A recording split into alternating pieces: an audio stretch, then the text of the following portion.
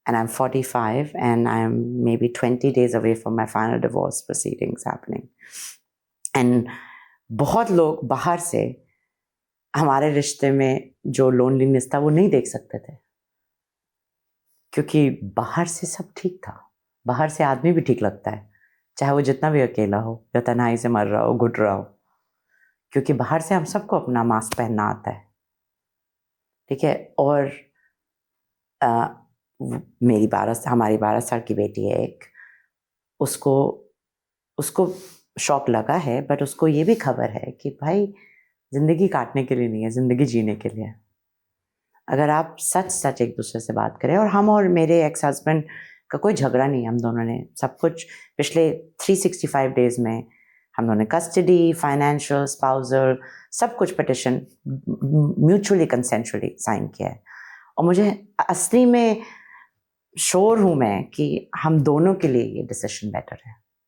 और मैं ये नहीं कह रही हूँ कि सब लोगों को डिवोर्स देना चाहिए या सेपरेशन लेना चाहिए, बट वो ऑप्शन भी समझने के लिए आपको अपनी रिलेशनशिप पे कोशिश करनी पड़ेगी.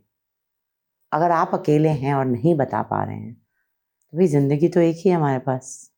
30 साल मैंने इस पर्सन के साथ जिया है, प्यार से जिया है, बट मेरे पास चॉइस है ना अभी अगले 30 साल मुझे कैसे जीना है या उनको कैसे जीना है. So, sorry to get personal, but it is a very close topic to my heart.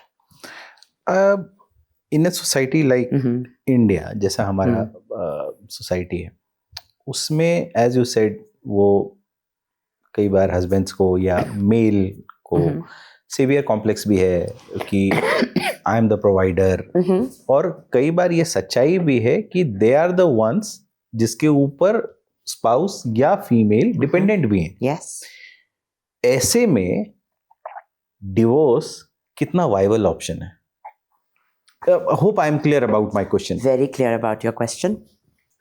And I think it is, जहाँ तक मैं ये अपने लिव्ड एक्सपीरियंस से नहीं बोल सकती हूँ, क्योंकि मैं हमेशा से फाइनेंशियली इंडिपेंडेंट रह चुकी हूँ, और आज भी ये डिसीजन मेरे लिए आसान है, जो कि नहीं था आसान, बट औरों से आसान है, क्योंकि मैं अपने बूते पे अपना लाइफस्टाइल, अपनी बेटी का लाइफस्टाइल मेंटेन कर सकती हूँ, और मेरे हस्बैंड भी अपने बूते पे अपना लाइफस्टाइल मेंटेन कर सकते हैं. ऐसे कितने ही लोग होंगे? कम लोग होते हैं, तो बहुत कम लोग होते हैं. और जो होते भी हैं, जो फाइनेंशियली इंडिपेंडेंट वुमेन होते हैं, इंडिपेंडेंस उनको वो करेज नहीं देती हमेशा, बिकॉज और बहुत एक्सपेक्टेशंस है हमारी. मैं एक माँ भी हूँ, मैं अपने खानदान तोड़ रही हूँ, मेरे बच्चे के ऊपर क्या असर होगा, हज़ारों और क्वेश्चंस हैं. बट यू राइट कि financial lack of financial independence, जब आप अपने पैर पे अपना लाइफस्टाइल नहीं अफोर्ड कर सकते, वो अलग चीज़ होती है. और जो बहुत लोग काम करते हैं, मियाँ बीवी दोनों काम करते हैं, गांव में काम करते हैं, सब्जी मंडी में काम करते हैं, ऑफिस जाते हैं, प्यून हैं, डिलीवरी बॉयज़ हैं, मतलब कोई भी सोशल इकोनॉमिक क्लास में देख लीजिए, बहुत लोग हैं जो मियाँ बीवी दोनों काम करते हैं, पर उनकी दोनों इनकम चाहिए to support a single lifestyle. ठीक है. तब भी आप नहीं छोड़ के जा सकते, बिकॉज अगर एक इनकम पे वो आप दिल्ली बॉम्बे जगह जैसे रह ही नहीं सकते हो. अब वो आपने एक लाइफस्टाइल बनाया है साथ. सो फाइनेंशियल इंडिपेंडेंस में मेरे पास कोई सोल्यूशन नहीं है उसका, अदर देन सेइंग हर चीज़ डिवोर्स में एंड करने की ज़रूरत नहीं है. आप बहुत और चीज़ें हैं जो आप नेगोशिएट कर सकते हैं, जैसे कि अगर आपको टाइम, स्पेस, ग्रोथ चाहिए, लेकिन उसके ऊपर गिव अप करना बहुत जल्दी, ये सोच के कि औरतें ऐसी होती हैं और आदमी ऐसे होते हैं, इनको तो समझ में ही नहीं आएगा, या ये ऐसे ही हैं, उससे आपको भाई कोशिश ही तो कर सकते हैं हम लोग ज़िंदगी में. किस टाइम में आप, और ओवरनाइट चेंजेस भी नहीं हो सकते, नहीं उस हो समय सकते. लगता हम है. कहाँ बदलते हैं इतना, हम अपने इतने ब्लाइंड होते हैं अपने फ्लॉज के लिए. हमें कौन फीडबैक देता रहता है पूरे टाइम कि हम लोग किस तरीके से दूसरों को परेशान करते हैं? हमें तो दूसरे कैसे हमें परेशान करते हैं वही दिखता है ना. राइट. तो and therapy, I mean people who can afford, पढ़े लिखे, they marital therapy. Sometimes you should go to a coach and a therapy, not because कि आपकी ज़िंदगी में प्रॉब्लम है, बट बिकॉज आप कुछ समझना चाहते हो एक दूसरे के बारे में. बिकॉज अगर आप लोग अक्सर मियाँ बीवी जब फीडबैक देते हैं तो वो झगड़े में हो जाते हैं. मैंने आपको कुछ बोला, आपको बुरा लग गया, मैंने आपके बारे में कुछ बोला, आपने गुस्से में मुझे भी बोल दिया कुछ जो मुझे बुरा लग गया। अब हम मुंह फुला के बैठ गए, आप मुंह फुला के बैठ गए, 2 दिन बात नहीं की, 3 दिन बाद लगा रहे यार क्यों झगड़ रहे हैं, नॉर्मल हो गए, प्रॉब्लम तो नहीं सॉल्व हुई। और ये ड्यूरेशन बढ़ता ही जाएगा। और ये कोई किसी ने फीडबैक ना मांगा, क्या क्या बोले, गुस्से में बोल दिया, सॉरी बोल दिया। सॉरी क्यों बोला? जब सच्ची बोला था तो सॉरी क्यों बोल रहे हो? जब गुस्सा उतर जाए तब वॉक पे जाके बात करो ना उस बात के बारे में। और अक्सर आप मैरिज काउंसलर का क्या होता है, एक मीडिएटर की तरह हो गया है। आपको जो मुझे एक्सप्रेस करना है आपने एक्सप्रेस किया, मेरे को अलाउड नहीं है रिएक्ट करना क्योंकि एक थेरेपिस्ट बैठा हुआ है। फिर मैं बोलूँगी जो मुझे आपसे बोलना है, आपको अलाउड नहीं है डिफेंड करना, ठीक है? जब दोनों बोल रही हैं तब वो बोलेगा अब आपको क्या लगता है किसने क्या बोला, रिपीट करिए। तो जब आपको पैराफ्रेज करना पड़े, कौन ऐसे झगड़ता है? मैं तो 30 साल में ऐसे नहीं झगड़ी हूँ कभी, ऐसे तो कोई भी नहीं झगड़ता है ना। तो वो झगड़ने का फिर कोई फायदा नहीं होता है। फिर हम लोग बोलते हैं कि आप बदल नहीं रहे हो। हाँ, और इतने बार उसी बात पे बात कर रहे हैं हम लोग, 15 साल से वही प्रॉब्लम लेके सॉल्व कर रहे हैं। अरे भाई किसी ने सुना ही नहीं दोनों साइड में क्या हो रहा है। So I do think, I genuinely think communication is important but not the type we do, you know. And help is important, कभी कभी मांगना पड़ता है। प्रोफेशनल हेल्प भी हाँ। चाहिए। It's a very valid point, चाहिए। हाँ। क्या साइंस हैं कि somebody suppose see I am not a therapist, लेकिन क्या बेसिक चीजें हैं, बेसिक साइंस हैं कि अगर मुझे भी वो दिख जाए तो आई मे अंडरस्टैंड कि उस आदमी को हेल्प की, प्रोफेशनल हेल्प की जरूरत है या बात करने की जरूरत है? एक तो जैसे ही अपना वल्नरेबिलिटी लोग छुपाने लगे कोई भी रिश्ते में, सच बोलने से डरने लगे क्योंकि आपको ये सेफ्टी नहीं है कि आप जज होंगे। तो अगर सेफ्टी बनानी पड़ती है, फ्री में तो नहीं मिलेगी, दुनिया तो नहीं देगी सेफ्टी, दुनिया बहुत जजमेंटल है। तो आपको फायदा और उठा लेगी, फायदा और उठा लेगी, तो आपको सेफ्टी मांगनी पड़ेगी। और सेफ्टी आप क्रिएट तब कर सकते हैं जब आप अपनी वल्नरेबिलिटी दिखा सकें, रिस्क ले सकें, बिट्रे भी होने का रिस्क ले सकें। नहीं रिस्क लेके तो सेफ्टी कभी नहीं बनेगी, ठीक है? अब वो आप अपने माँ बाप के रिश्ते में कर रहे हैं, दोस्त के साथ कर रहे हैं, भाई बहन के साथ कर रहे हैं, बीवी के साथ कर रहे हैं, आपको कभी अपने बीवी के साथ जाके बोलना पड़ेगा कि मैं थक गया हूँ, मैं थक गया हूँ, मैं डर गया हूँ, मुझे नहीं समझ में आ रहा, मैं अकेला हूँ।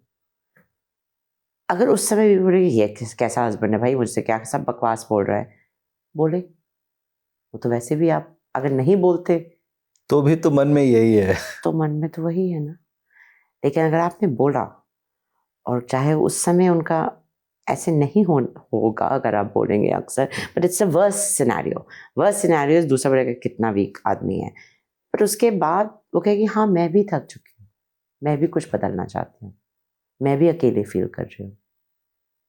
पर वो आपसे तब तो नहीं बोलेगी ना, क्योंकि वो भी तो डर रही है कि आप जज करोगे, तुम कैसे नीडी हो, कितनी डिपेंडेंट हो। आप मैं देखो मेरे हस्बैंड कितने स्ट्रांग है, कभी उनको दुख नहीं होता, तो मैं उनको अपना दुख क्यों बताऊं? जो दोनों हमारी आदमी सोसाइटी में अक्सर होता है। दोनों आदमी उल्टा अजम्पशन ले रहे हैं दूसरे का, मतलब फील वही कर रहे हैं। तो फिर आप डर किससे रहे हैं भैया, ये बताइए। 0% चेंज गारंटी है अगर नहीं बोलेंगे। अगर बोलेंगे 50% वो आपका बिट्रे कर देंगे, एक्सप्लॉइट कर देंगे, लेकिन 50% चांस है कि नहीं होगा एक्सप्लॉइट। तो अगर प्योर लॉजिक और मैथ्स लेके चले तो रिस्क लेना is better than not taking a risk, and that's all. And one risk थोड़ी नहीं हुआ ये एक बार, लो और लोगों से लो, दोस्तों से लो, दोस्त अच्छा नहीं होगा चला जाएगा, भला ही हुआ ना आपका, पता चल जाएगा। और अगर ठीक निकला तो रह जाएगा और अच्छी दोस्ती हो जाएगी। So I truly think to build trust you have to give trust, and when you give trust तब रिस्क होता है एक्सप्लॉयटेशन का। और अगर आप उस रिस्क से बचने के लिए पूरी जिंदगी घुट घुट के काटना चाहते हो तो फिर ये क्वेश्चन पूछो ना कि इज इट वर्थ इट? आपने मैच किया है 60 साल की लोनलीनेस और 2 रिश्ता टूटना, कौन सा चाहिए आपको? 60 साल की लोननेस लोग पिक करते हैं, मेरे को मैथ्स नहीं समझ में आते। मैं 2 रिश्ते तोड़ने के लिए तैयार हूँ, 60 साल लोनली रहने के लिए नहीं तैयार हूँ। A lot of people these days are choosing to remain single. क्या उनकी लोनलीनेस नहीं है? है, उनकी लोनलीनेस है। 2021 में एक बहुत बड़ी स्टडी की गई थी कि सिंगल लोग ज़्यादा लोनली हैं कि शादीशुदा लोग ज़्यादा लोनली हैं। जब वो ये यूएस में जब लोनलीनेस एपिडेमिक का था तो क्वेश्चन पूछा गया था कि आप कब लोनली फील करते हैं, तन्हाई कब महसूस करते हैं। Loneliness was higher in marriages.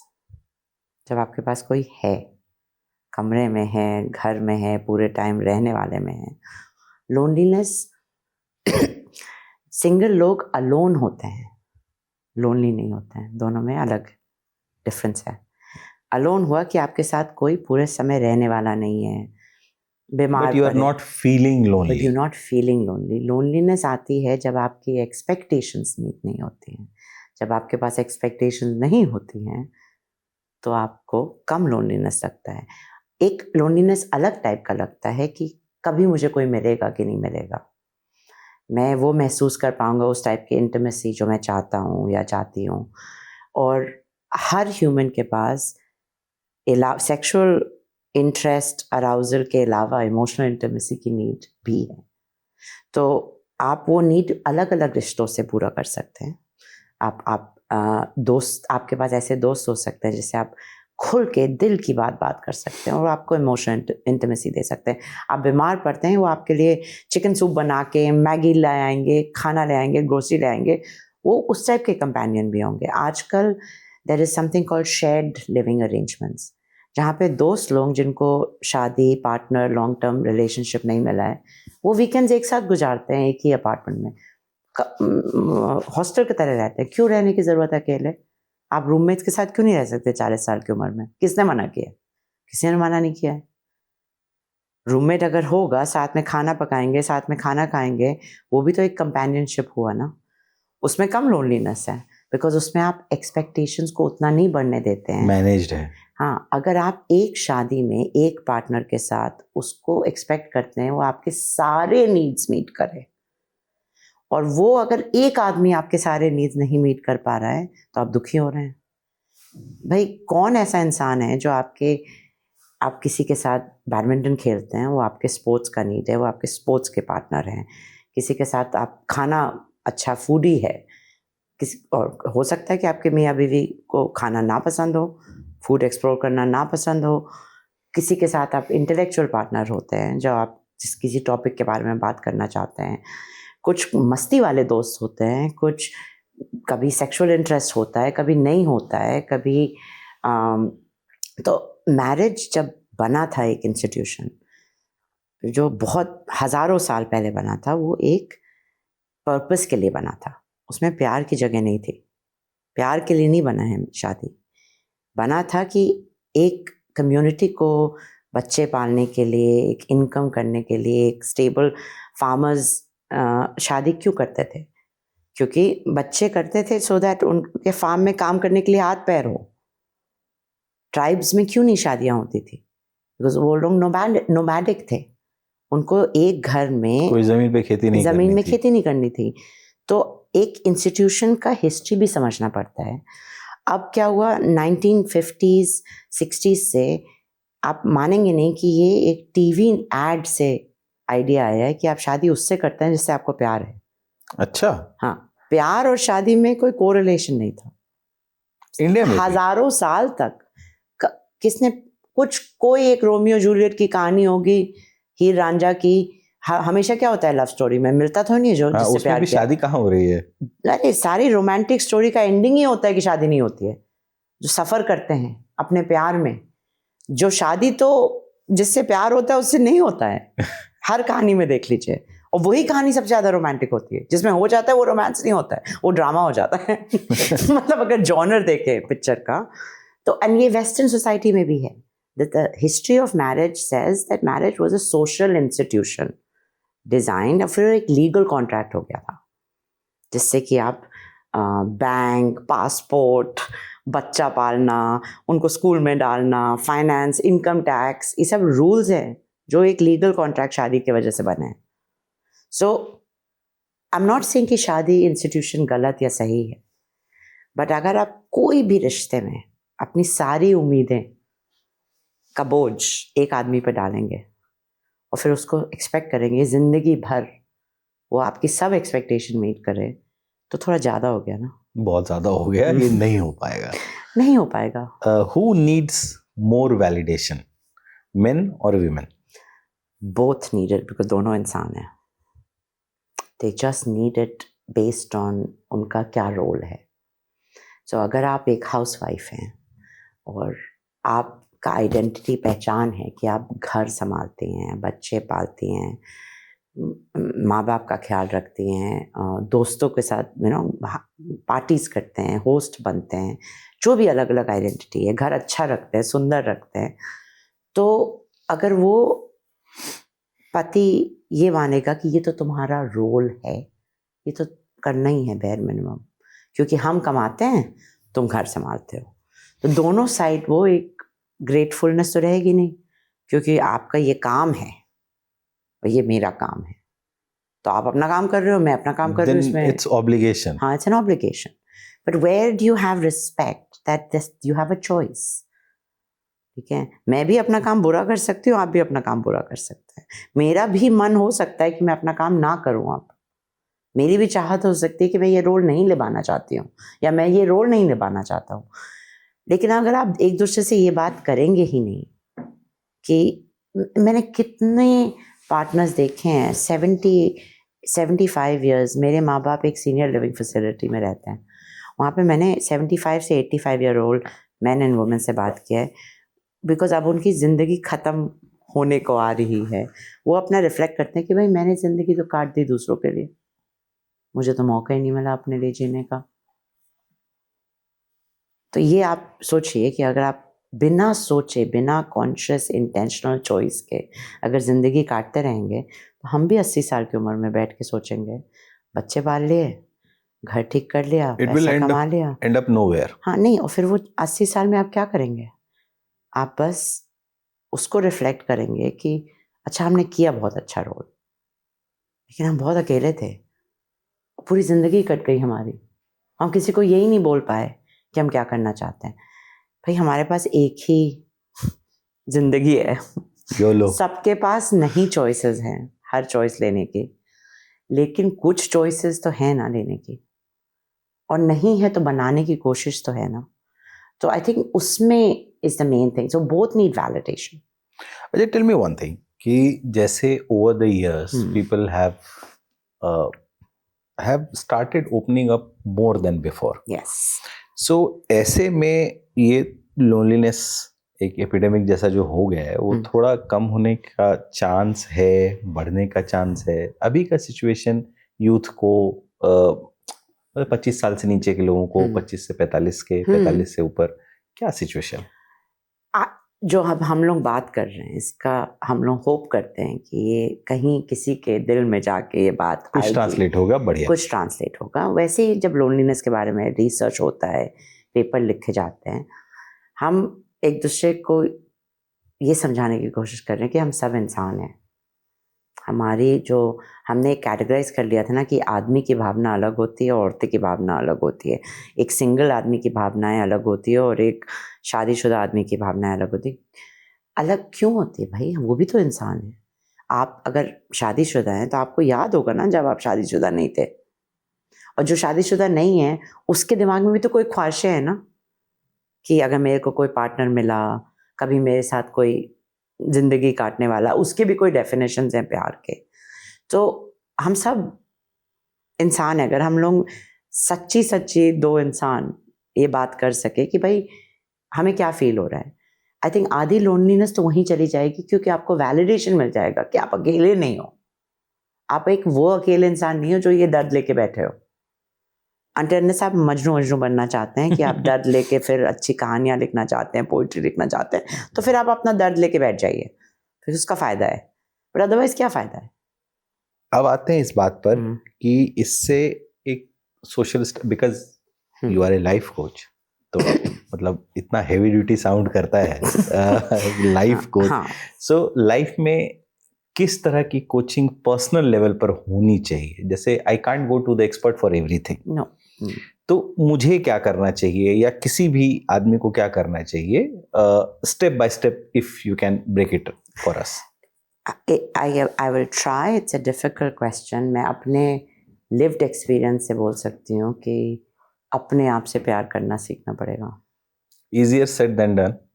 Easier said than done.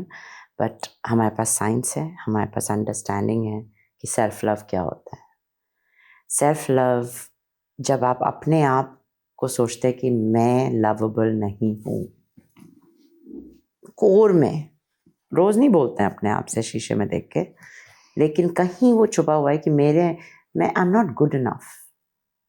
ठीक है, तो आप अक्सर, वी नो फ्रॉम रिसर्च, अक्सर वो चीज़ें करेंगे ज़िंदगी में जो सोसाइटी आपसे एक्सपेक्ट करता है. क्यों? क्योंकि तभी आपको प्यार मिलेगा. लेकिन अगर हम ये मान लें कि हमें अपने से प्यार लेना है और देना है, तो हमारा ऑटोमेटिक चॉइसेस हो जाएगा कि हम वो भी करेंगे जिससे हम दूसरे को प्यार दे सकें, बट वो दे ना दें, I am still okay, I am still worth it.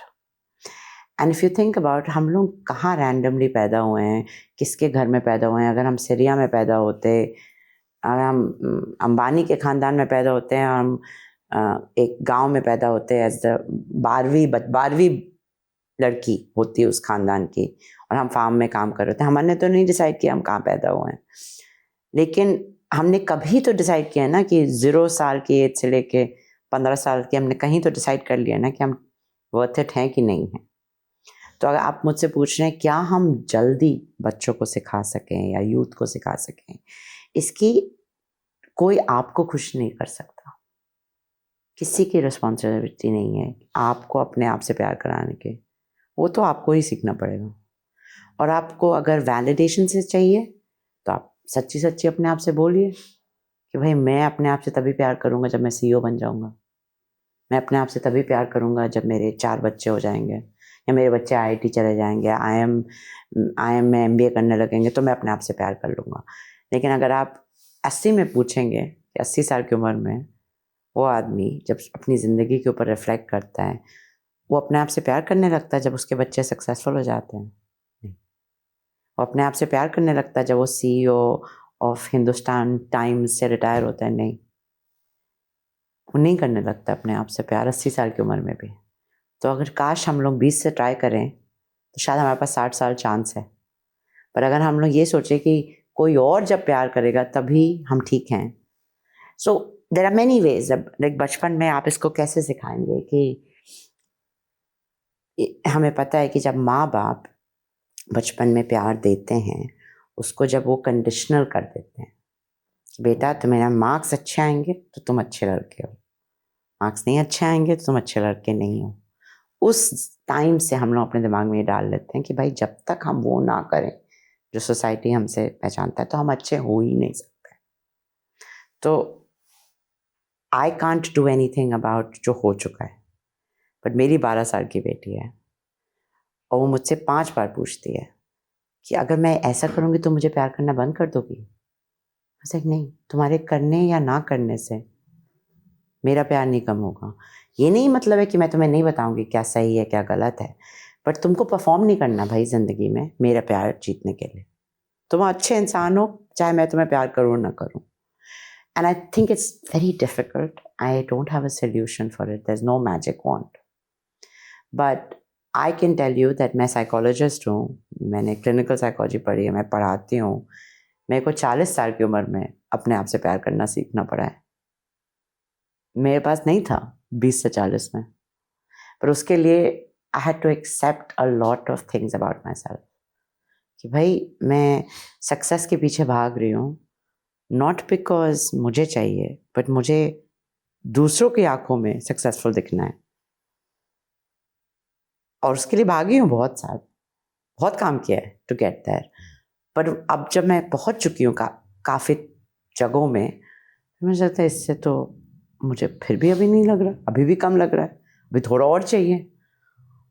That's in English it's called a hedonistic treadmill.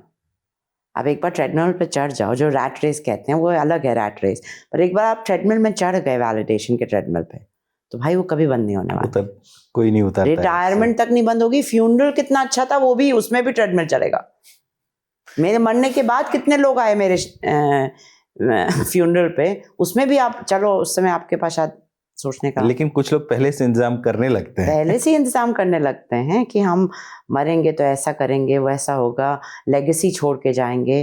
हम अक्सर जब अपने कोचिंग में पूछते हैं कि सब जब बड़े बड़े हाई इम्पोर्टेंट पीपल लेगेसी छोड़ना चाहते हैं, हमने कहा कोई प्रॉब्लम नहीं है लेगेसी छोड़ने में, पर एक बात बताइए कि आज से 80 साल बाद कौन याद रखेगा आपको? एक जनरेशन याद रखेगा, शायद उसका बच्चा याद रखेगा. अभी से आप पूछ लीजिए 1960s में कौन था CEO ITC का? किसी को याद है? नहीं याद है. आज से मैं अभी के बच्चे से पूछ लीजिए 25 साल पहले कौन था CEO, नहीं याद है. इलॉन मस्क 3 जनरेशन में. तो क्या करें? कुछ ना करें. नहीं करिए, बट अपने आप को ग्रो करने के लिए करिए. थोड़ा ध्यान रखिए कि इम्पैक्ट के लिए करिए, दूसरों को अचीव करने के लिए. जिस there is no one purpose, and I will not say कि क्या पर्पस होना चाहिए, बट पर्पस अगर आपने एक चूज कर लिया 20 साल की उम्र में, और उसको कभी आपने एवेलुएट ही नहीं किया, 30 में नहीं किया, 40 में नहीं किया, 50 में नहीं किया, 60 में नहीं किया, तो फिर आप ऑटोमेटिक जी रहे हो ना जिंदगी. हर लोग का अलग अलग हो सकता है किसी का पर्पस है एलॉन मस्क बनना, या 5,000 करोड़ कमाना, या I don't know. But there has to be some value attached to it. There has to be a value attached to it that cares about the process, not the end. Not just the end. Because नहीं बोलते हैं कि जब ऊपर पहुंच के सब अकेले होते हैं. क्यों भाई, जब चढ़ना ही है पूरी जिंदगी आपको पहाड़, तो आपको माउंट एवरेस्ट पे चढ़ के बैठना है. माउंट एवरेस्ट पे literally you cannot spend more than 5 seconds because there's not enough oxygen. Yet people go 1, 2, 3 साल ट्रेन करते हैं, माउंट एवरेस्ट पे पहुंचते हैं. जो लास्ट स्ट्रेच होता है बेस कैंप 4 से लेके माउंट एवरेस्ट के समिट तक, उसमें आपको लगता है 5 घंटा. अब 3 मिनट से ज़्यादा कोई माउंट एवरेस्ट के समिट पे नहीं रुका है. पहुंचते हैं, एक चक्कर काटते हैं, ये उनको समझ में आ जाता है ये सबसे ऊंचा पॉइंट है अर्थ का, और within 3 minutes they have to leave. And that is what life is. You can either spend your time trying to climb Mount Everest, no problem. Achieving Mount Everest is an amazing thing. Human triumph तो है. Human triumph है, और बहुत कम लोग हैं जो वहाँ तक पहुँच पाते हैं. पर आपको ये भी तो पता होना चाहिए ना कि आप वहाँ पहुँच के रुक नहीं सकते. जब वापस आएंगे वो सिर्फ 3 मिनट की मेमोरी रहेगी आपके पास. अब उस मेमोरी से आप खुश हैं? अपने लिए किया है, अपने एक माउंटेन क्लाइंबिंग गोल के लिए किया है, कि आप 4 लोग को पार्टी में बताना चाहते हैं कि आप पहुंच चुके हैं? वो आपसे 2 पार्टी के बाद बोर हो जाएंगे आपका माउंट एवरेस्ट स्टोरी सुन के.